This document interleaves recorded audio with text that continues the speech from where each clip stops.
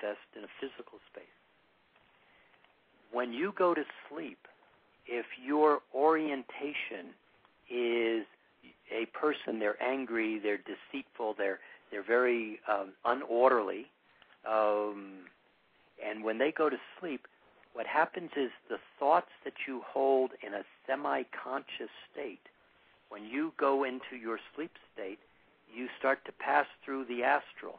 Those thoughts that you hold in your walking around space are like magnets.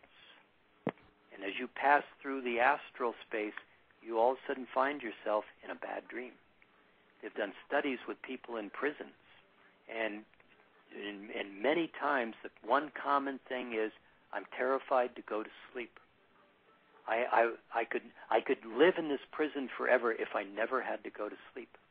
Wow. But when you go to sleep, that magnet pulls you into a living experience, but not in the physical body, but very much in the astral, mental, spiritual combination.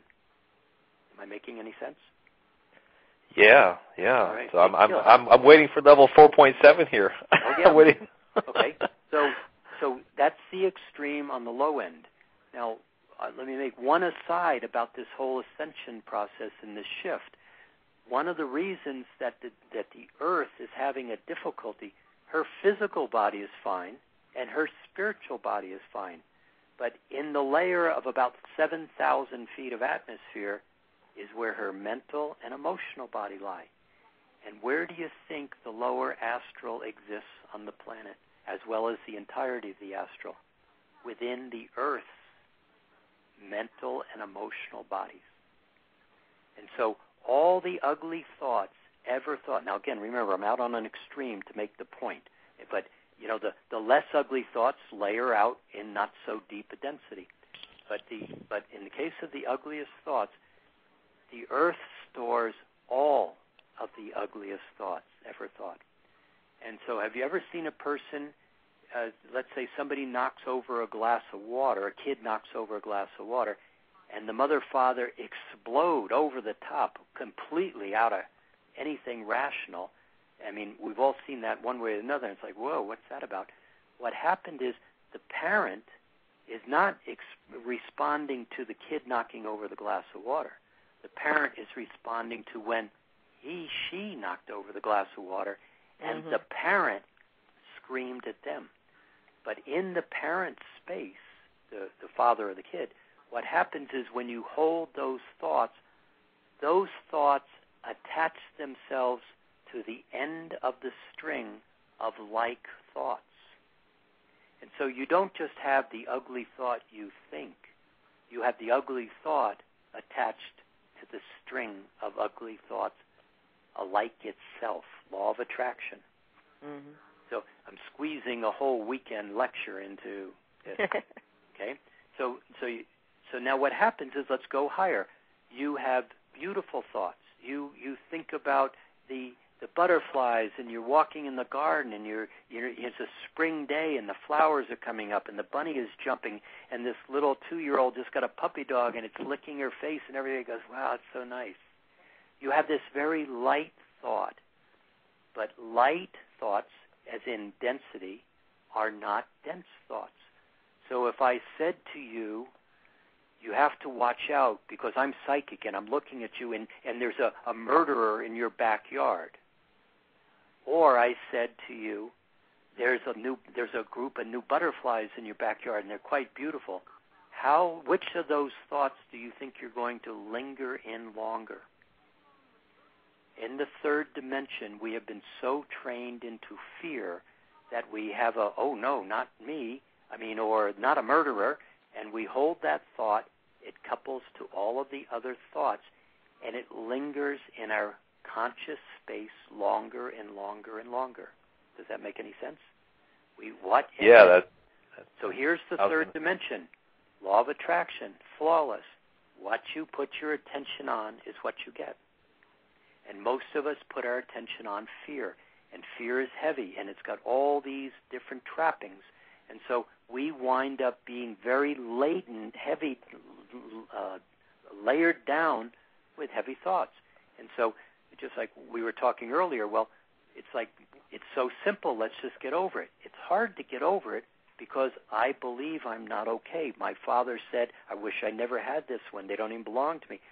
That is very, very impacting in the conscious, unconscious, semi-conscious space. And so, and I'm answering your question. So how often do you linger on beautiful thoughts, on wonderful thoughts? See, in the third dimension, we're so much in past, future, we don't experience the present moment. And you can only experience a beautiful thought in the present. So I say to you, wow, this guy just gave me a rose. And you say, oh, yeah, and I say, smell this. You go, oh, yeah, that's nice. I got to go to work. Did you smell the rose? No, I'm too busy going to work. But the minute you go, oh, wow, that really is pretty powerful, did you just drop into present time? And in that moment, do you even remember you have work to do in that moment? No. See, we don't spend time in present time. In the third dimension, we are in the past and the future. So when you go to sleep, this is what a lot of people do, and I tell people this on a lot of times in these webinars that I give, these free webinars. What happens is when you go to sleep, many people just go, oh, what a long day I had. I got to get some sleep. And you fall down and you go to sleep. And you don't clear your day. You don't clean your day out. You don't bring in wonderful thoughts. You don't set your energy in calm well-being. You don't have an intention to wake up in the morning remembering what you did in your etheric space, not your astral space. And so you then just are worn out, and you've got this very worn, everyday highway out of the body at sleep, and you leave. And when you leave, you detach from the physical body, and you pass through the astral, and then you go home every night. Every one of us go home, and you play in the etheric realms, and you have all the other multidimensional experiences, and then you come back. And coming back a lot of times is, I make an analogy, you're in the airplane at 30,000 feet, and you're going to now land. And there's a storm at the airport, and you start dropping down, and you're coming back, and your etheric space, your home space, you as a multidimensional being, is like a single flame or a very fine flute. And you start to come back, and you're happy, and you're coming closer to the body, and then you enter in through the auric space, and you hit a little bump, which is the thoughts of the lower astral, we'll call it. And all of a sudden it's a bump, and it gets your attention, and you start coming in a little closer and a little closer, and then you line up the acupuncture points, and you come back into the body. But what did you come back into? You came back into last night where you left off. And it's as if that single flute, all of a sudden as the etheric astral body hit the physical body, it's as if the Star-Spangled Banner burst into all of its glory. All of the drums and the trumpets were playing. Single flute's still there, but it's very hard to find in all of the noise of yesterday. Can that make any sense to you? Oh, yeah. So why don't we remember our dreams? Because we step into yesterday, and then we go, oh, God, I got to go to work. And then we say, well, I wanted to remember my dreams. Too late.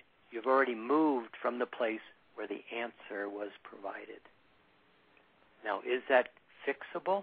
You bet.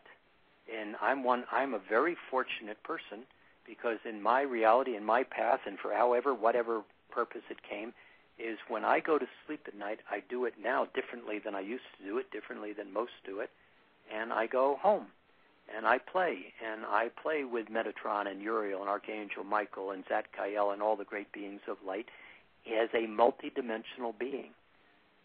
But wow. The gift that I've figured out is not, see, I don't do anything different. What is interesting is at that table, there is all these great beings, and there's one other.